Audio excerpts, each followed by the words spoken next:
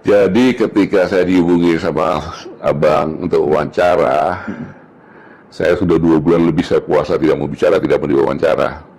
Karena saya sedang mengamati benar situasi ini, negara kita kan, situasi regional, internasional. Tapi begitu masalah Hercules, ini kurang ajar nih orang, tidak tahu diri, gitu loh. Dia merasa paling hebat. Tahu udah pensiun, nggak ada di mata kirinya dia tuh, nggak dianggap itu, ya kan? Pak Setioso ngomong apa? Tidak ada satu kata pun Purnawirawan Pak Setioso mengatakan akan kudeta negara, fitnah itu. Hei, Purnawirawan Pak Setioso itu Purnawirawan Baret Merah di Kopassus, bintang 3 Letnan Jenderal. Saya juga Purnawirawan, tidak kau anggap kau ngomong seenak perutmu saja itu. Ingat, kau dulu TBO, kau bisa ke Jakarta kau pakai apa? Sudah Purnawirawan juga yang bawa kamu ke sini.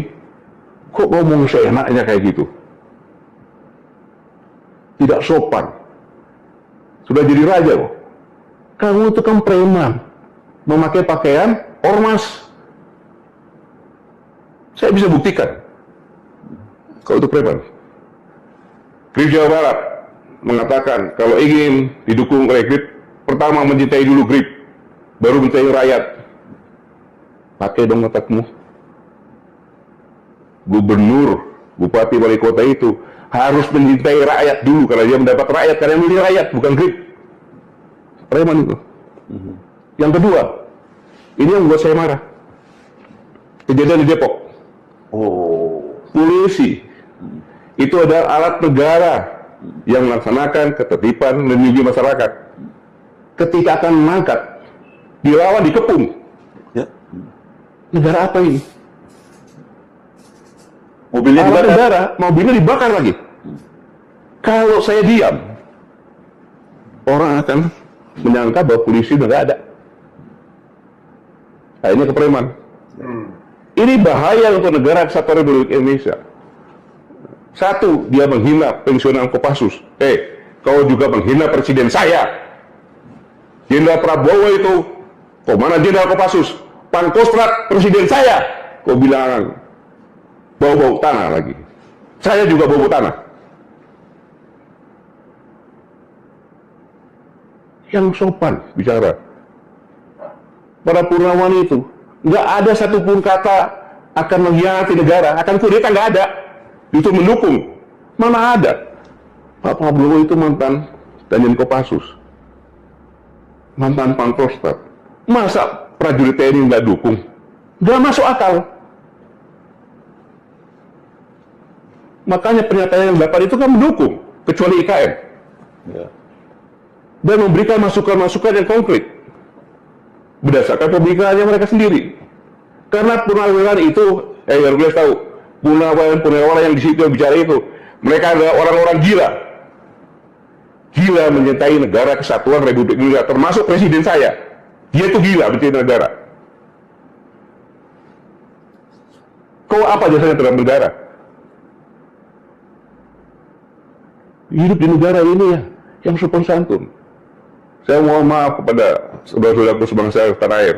Selama ini saya tidak pernah bicara keras, tapi dengan preman saya harus bicara dengan terbuka seperti ini. Dengan menggunakan bahasa preman. Nggak boleh seperti itu. Semua TNI juga akan menjadi Purnawirawan.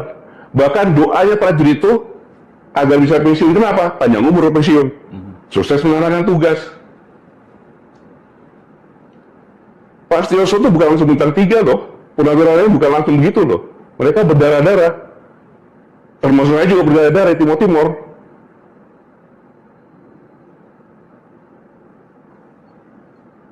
Dan yang lebih parah lagi, kalau negara sudah dikuasai preman, kehancuran akan terjadi. Itu, kehancuran akan terjadi. Kenapa? Kosnya akan tinggi. Mana ada preman cinta rakyat? Gak ada yang meres. Dengan keroyokan, memeres rakyat. Nggak boleh. Negara tidak boleh ada premanisme, dan itu harus diberantas. Karena itu membuat kos, pabrik-pabrik membuka, datangin preman, lari ke Vietnam. Itu aja masalah. Negara kita ini sekarang secara dunia internasional, kita ini ada ketidakpastian. karena perang dagang antara Cina dengan Amerika, karena Ukraina perang, banyak sekali defisit anggaran, kemudian keterbukaan pasar bebas. Pasar bebas yang dibuat oleh Amerika, Amerika kena sendiri sekarang. Nah, dalam kondisi seperti ini, maka persaingan inilah yang mengerikan. Bung Yesod dan Bung Rafiq, mengerikan negara kita ini.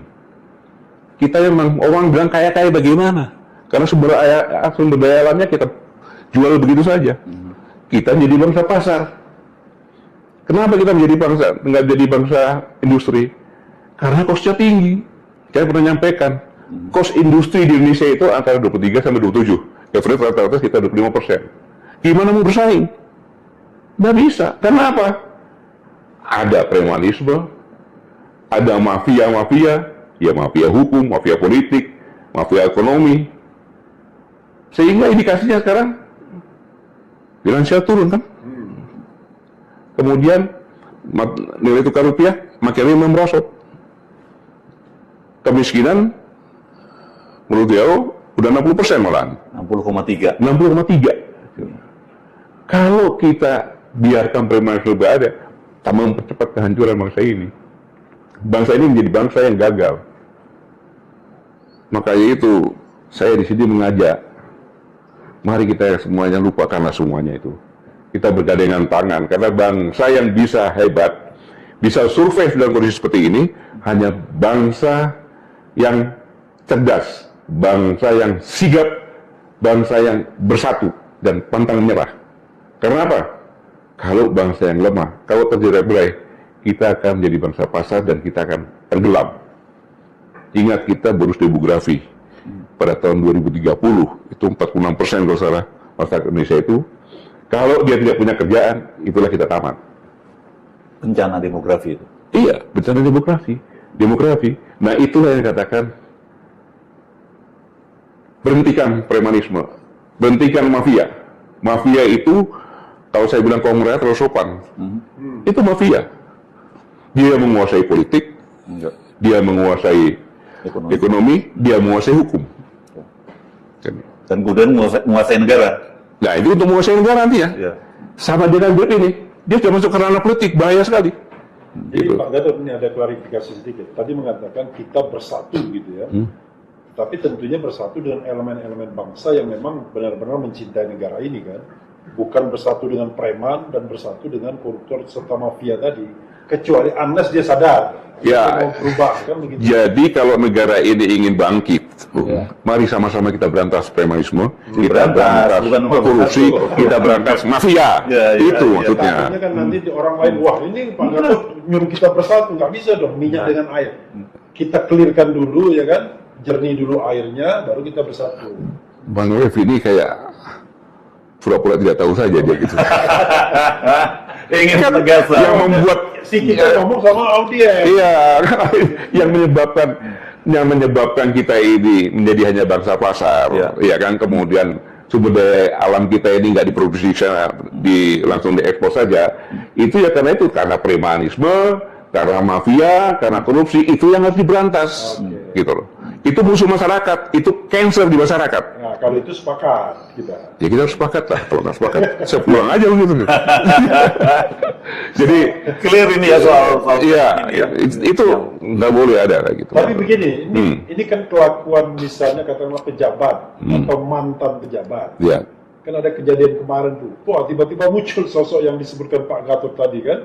Padahal orang mau bersilaturahmi untuk klarifikasi. Maksudnya Jokowi yang di Solo. Jokowi yang di Solo. Oh, dan kemudian Hercules datang ke sana. Datang ke sana. Oh, gitu. Jangan mantan pejabat dong, banyak mantan pejabat. Lalu kemudian, kok kita heran. Ini kenapa ya? Tiba-tiba kok, padahal orang yang datang itu maaf kata, itu ibu-ibu sama orang tua. Kan ada Rizal Fadila, Bu Kurnia itu yang diterima itu Damai Hari Lubis. Kakek-kakek, dua kakek, sama satu ibu-ibu. Kok tiba-tiba dihadapkan pada kelompok-kelompok. Begini Pak Gatot, banyak sekali kan kelompok-kelompok yang kemudian seperti digunakan oleh penguasa atau mantan penguasa untuk kepentingan dirinya. Ya dalam kasus misalnya ijazah palsu dan lain sebagainya, itu terjadi kalau kita mau jujur.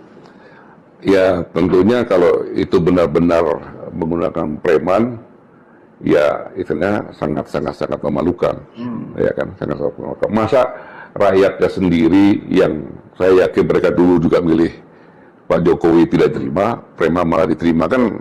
Ya saya melihat kenyataan seperti ini aja gitu kan. Ini kan apa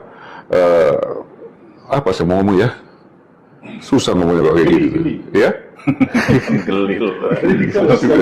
Iya, gitu. Jadi ya komentar saya susah lah mau komentar lagi itu bahasa apa lagi itu kayak gitu kan. Ya. Nah, tapi ini yang menarik dalam kasus Hercules ya. Saya mesti bikin Pak Gatot pasti punya informasi lebih dibanding kita ya. Kan disebutkannya bahwa Hercules Pak Prabowo itu pernah menjadi ketua Dewan Pembina GRIP gitu ya, GRIP Jaya. Padahal sudah ada surat pernyataan dari Pak Prabowo tahun 2022 mundur. Tapi GRIP Jaya menyatakan bahwa Pak Prabowo itu tidak pernah mundur, dan ini kelihatannya ini nama Pak Prabowo menurut dicatut ya oleh Hercules. Justru itu yang saya marah. Sedikit ngomong, tenang aja, presiden kita dekat dengan kita. Ya, betul, yang mana presidennya? Itu jelas. Pada saat Daniel Kopassus beliau ngomong masalah preman Hercules, nggak ada kaitannya. Kemudian secara tertulis ya dari Partai Gerindra kan menyatakan Pak Prabowo sendiri, nggak ada kaitannya. Sekarang saya tegaskan sini, tidak mungkin presiden saya Prabowo itu membackup preman kayak GRIP yang berbaju Kormas. Tak mungkin Pak ya. Saya tidak yakin dan tidak mungkin. Karena yang mereka jual kan kadang-kadang persepsi. Walaupun informasi itu kan wajar lah, namanya juga usaha lah Pak Febri. Tapi begini, kalau misalnya tidak ada strong rejection ya, dari istana misalnya, bantahan keras dari istana gitu. Ya saya mewakili sebagai rakyat Indonesia, di mana Pak Prabowo adalah presiden, kepala negara dan kepala pemerintahan. Saya katakan tidak mungkin presiden saya sekelas Pak Prabowo terpilih sebagai kepala negara, kepala pemerintahan membackup GRIP. Nggak mungkin. Oke, nah ini sebentar, ini pengalaman kan tadi beliau kan jadi cerita bahwa Hercules itu datang ke sini karena TBO waktu TBO itu apa tadi? Bawah kendali operasi apa singkatnya? Tenaga bantuan operasi. Tenaga bantuan operasi. Iya, bawa barang, bawa itu gitu kan. Nah, itu kan Pak Gatot juga punya pengalaman di Timur Timur yang sama. Jadi sebenarnya hubungan itu seperti apa sih, Pak? Ya, ini kan karena begini. Kita kan prajurit-prajurit di sana, merasa sudah dibantu dibawain barang-barangnya kayak gitu kan, maka dibawa ke Jakarta dan ke Solo segala macam untuk supaya kesejahteraannya, kehidupannya lebih baik, berubah lah gitu kan. Tapi justru dia mengatakan pensiunan, padahal yang bawa dia ke sini sudah pensiun itu. Sudah pensiun lah, zamannya tahun 80-an lah kan, gitu. Udah pensiun. Saya pun bawa, saya tidak pernah, dia pernah. Saya bawa juga TBU. Bawa juga Pak ya? Bawa juga ke sini. Ya kan? Karena dia memang orang hebat. Waktu itu dia masih SMP kelas 1 ke saya. Ke sini, habis itu karena dia bandel di sekolah sama istri saya. Ngomongnya sekolah, tapi dia bawa bola dia. Bawa apa? Bawa bola. Jadi gitu istri saya lagi di Timur lagi kan, saya bolak-balik ke sana, ditanya sama sebagai orang tua kan dia kan, karena itu saya anggap sebagai anaknya. Dia nggak naik kelas. Loh kenapa? Nggak pernah sekolah katanya. Rupanya main bola, dimarahin. Kan gitu. Ya kaburlah ke orang tua saya di Solo. Iya, ketemu orang tua ya sama ke ayah saya kan. Dia tahu ke ayah saya main-main. Tiba-tiba dia udah menjadi orang ketika saya kasat. Dia nganggap saya, siapa kau? Saya tempelin aja dia, kurang aja. Dan dia nggak pernah bawa nama saya. Gitu. Oke.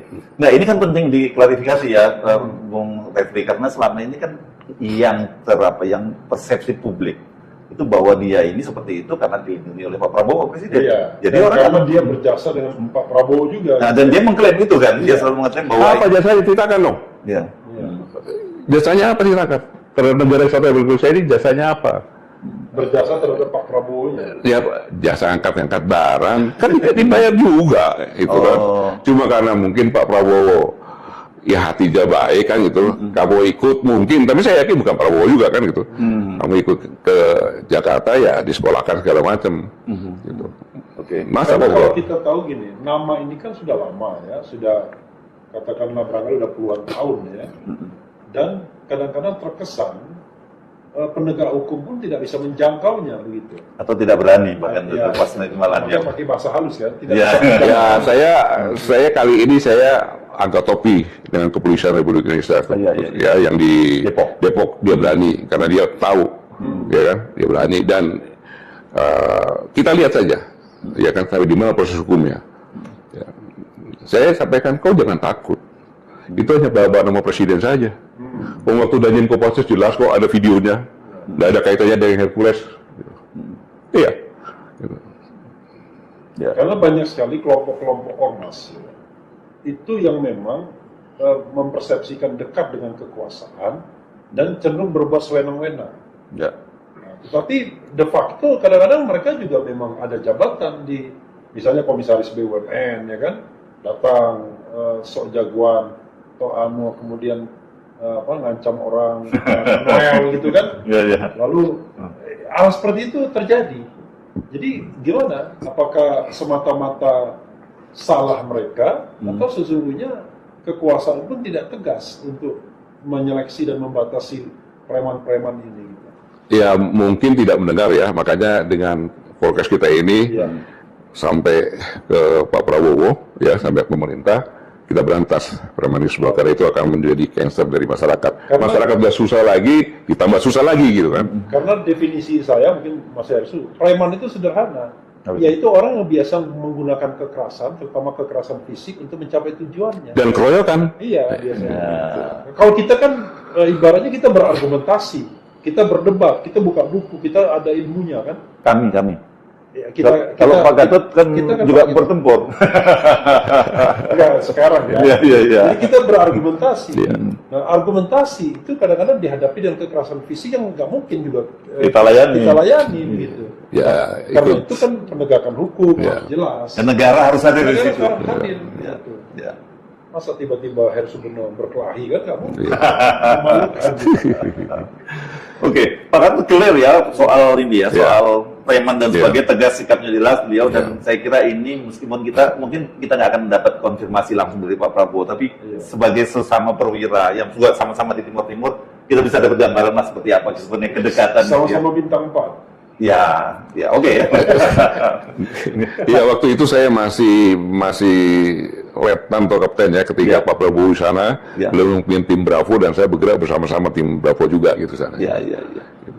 Jadi waktu itu beliau pangkatnya apa? Letkol. Ya, komandan batalion ya. Dan satu waktu itu. Mungkin Pak Gatot dari saya mungkin ya. Ada nggak imbauan Pak Gatot? Jangan kepada para preman tuh selama masih ada usernya, tetap aja dia akan eksis. Tapi kepada siapapun yang menggunakan, terutama kalau dia pejabat publik, karena dulu kita mengenal buzzer kan, yang seperti preman kan, itu kan dibilang wah ini peliharaannya si X, peliharaannya si Y, dan mereka juga ada sebagian yang ngaku kalau dapat katakanlah uang setoran setiap saat. Nah, terhadap mereka yang memelihara preman untuk kepentingan politik, ekonomi, sosial, hukum mereka, mungkin silakan Pak Gatot ngomong. Marah-marah juga nggak apa-apa, kayak Hercules tadi. Ya,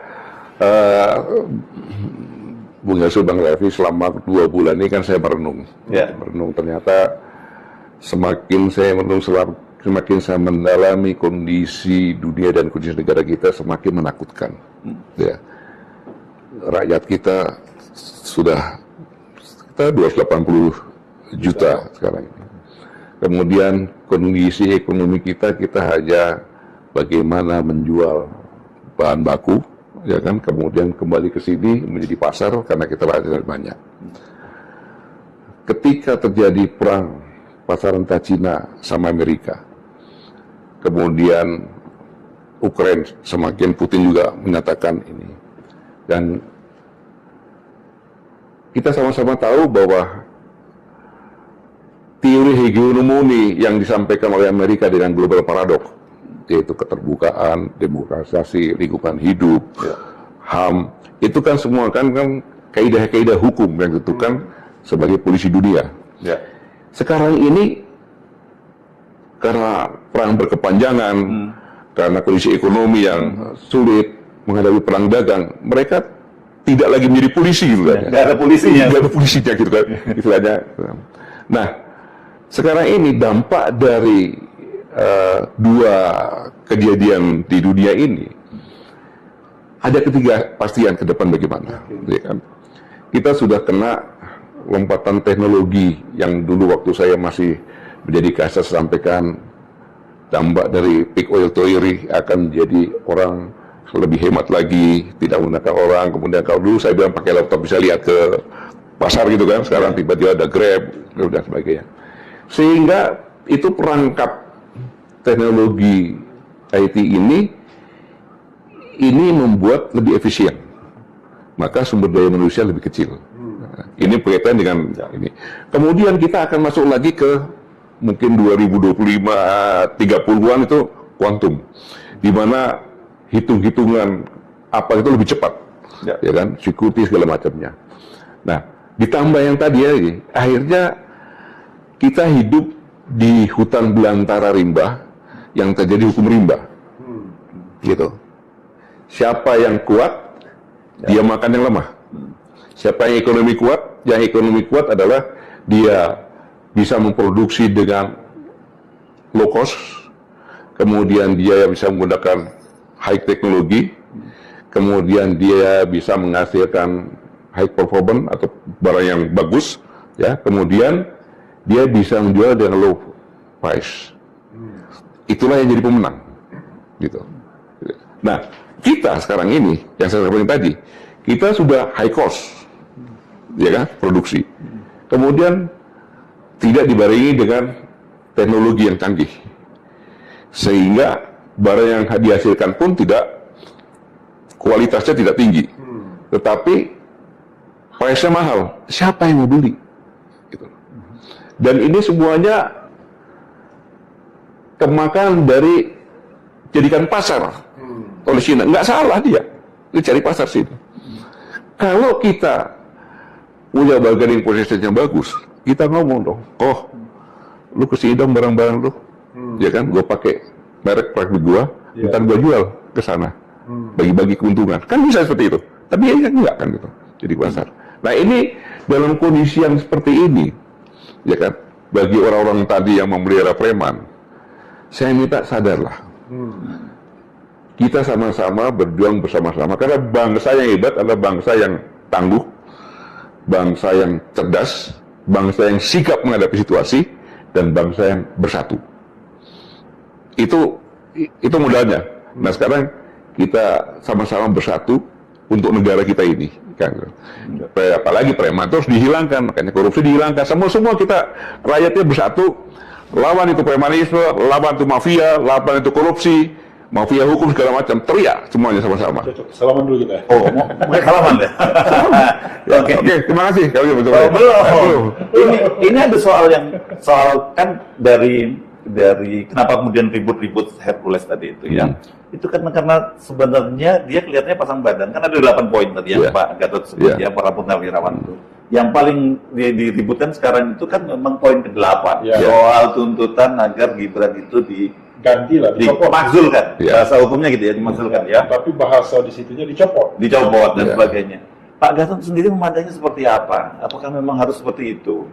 Ya kan gini, Bang Herus, saya katakan mereka ini kadang saya katakan beliau-beliau ini senior saya, ya kan. Beliau-beliau ini kan senior saya yang gila semuanya itu, ya.